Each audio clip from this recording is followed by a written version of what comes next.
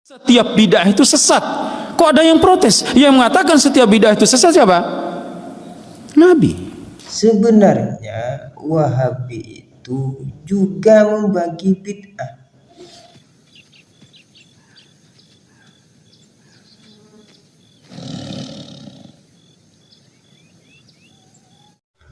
Assalamualaikum warahmatullahi wabarakatuh.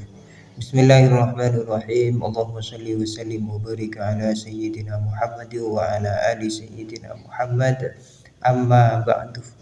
Ketika kami mengatakan bahwa bid'ah itu ada dua, bid'ah hasanah dan bid'ah sayyi'ah, atau bid'ah mahmudah dan bid'ah mazmumah, para Wahabi itu kepanasan ya. Mereka mengatakan bahwa tidak ada pembagian bid'ah itu, semua bid'ah sesat kata mereka. Kenapa? Karena Nabi sendiri yang bilang bahwa semua bid'ah itu sesat, nggak ada dibagi-bagi, kata mereka begitu. Setiap bid'ah itu sesat. Kok ada yang protes? Yang mengatakan setiap bid'ah itu sesat siapa? Nabi. Kenapa dai-nya yang diprotes? Kenapa bukan Nabi yang diprotes? Kenapa nggak dikatakan ini Nabi ini nggak benar mengatakan setiap bid'ah itu sesat? Nabi ini salah. Siapa yang berani menyalahkan Nabi? Tidak ada yang berani langsung, tapi menyalahkan yang disampaikan oleh para duat, para ustadz, para kiai dan misalnya, mereka berani. Oh nggak benar. Siapa bilang semua bid'ah itu sesat? Yang mengatakan semua bid'ah itu sesat Nabi, bukan ustadz, bukan kiai, bukan alim, ulama dan yang lainnya, bukan. Kemudian dari mana Anda bisa mengatakan bahwasanya ada bidah yang baik?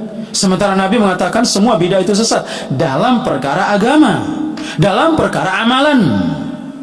Tetapi tahu tidak bahwa sebenarnya Wahabi itu juga membagi bid'ah ya.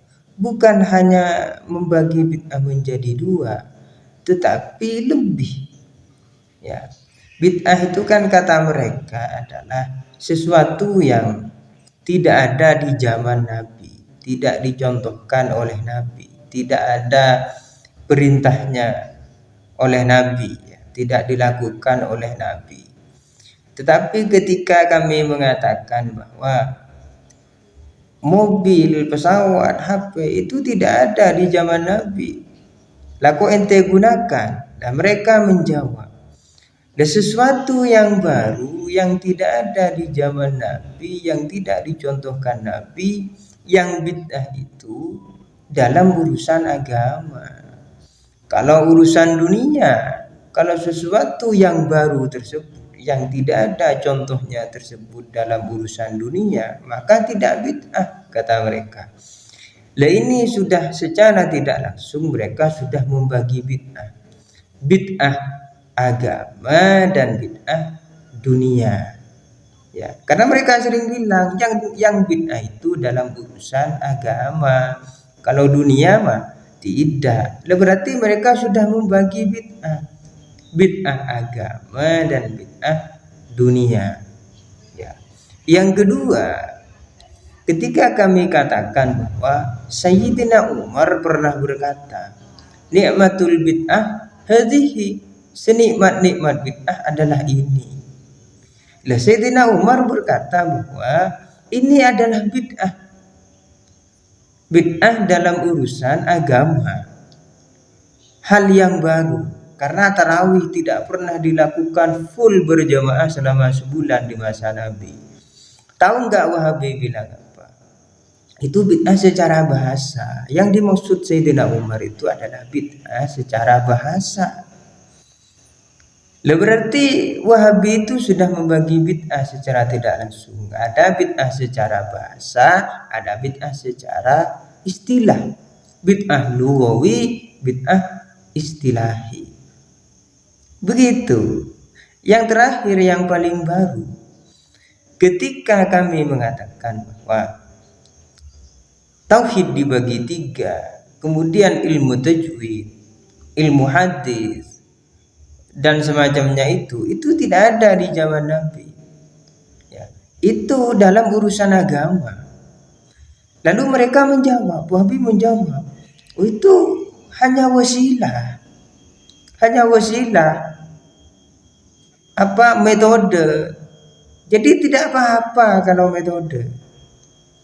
Yang bid'ah itu kalau dalam urusan agama, ya, dalam urusan ritual ibadah, dalam rangkaian ibadah, itu yang tidak boleh. Kalau metode seperti membagi tauhid menjadi 3, ilmu tajwid, ya, ilmu fikih, ilmu hadis, itu metode, itu wasilah, enggak apa-apa.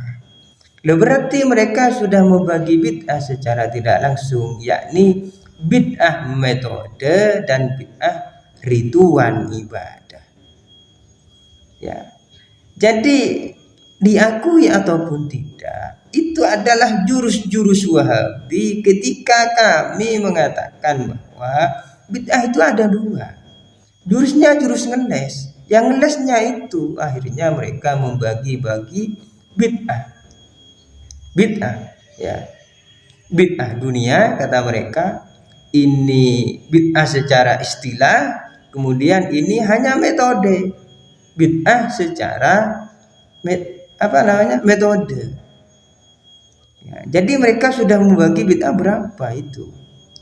Jadi ajaran Wahabi kalau semakin dikejar akan semakin terpojok. Kenapa? Karena ajaran mereka itu paradok. Mereka mengatakan tidak ada pembagian bid'ah, semua bid'ah sesat, kata mereka. Nabi yang bilang, tetapi faktanya ajaran mereka pun membagi bid'ah. Tidak bisa. Makanya ulama-ulama salaf seperti Imam Syafi'i itu membagi bid'ah itu sudah benar demi kemudahan kita. Gitu ya. Tetapi mereka menolak, cari ribet sendiri. Akhirnya apa? Ya mereka terpojok. Setelah terpojok akhirnya ya membagi juga bid'ah dunia, bid'ah lugawi, dan bid'ah metode atau wasilah. Itulah Wahabi, ajarannya rancu dan paradoks. Begitu, semoga dipahami. Assalamualaikum warahmatullahi wabarakatuh.